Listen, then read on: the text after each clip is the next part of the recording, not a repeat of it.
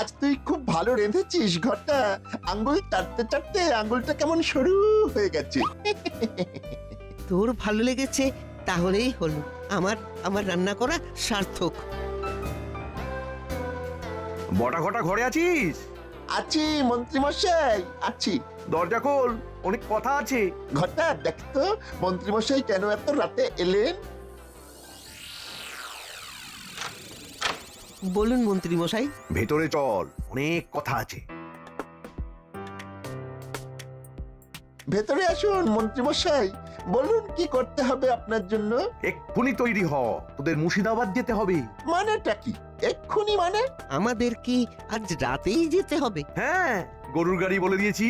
একটা চিঠি নবাব বাহাদুরকে দিবি, আর নবাব বাহাদুর কি বলে শুনবি, তারপর চলে আসবি। খুব জরুরি আছে এই যাওয়াটা। নবাব বাহাদুর আমাদের সাথে কথা বলবেন? বাবারে, হ্যাঁ, আমরা আমরা নবাব বাহাদুরের সাথে দেখা করতে যাচ্ছি শুনেই নিজেকে নিজেকে কেমন যেন ওই আমির উমরাহ মনে হচ্ছে। শোন শোন শোন, ভুলভাল কথা একটু কম বল।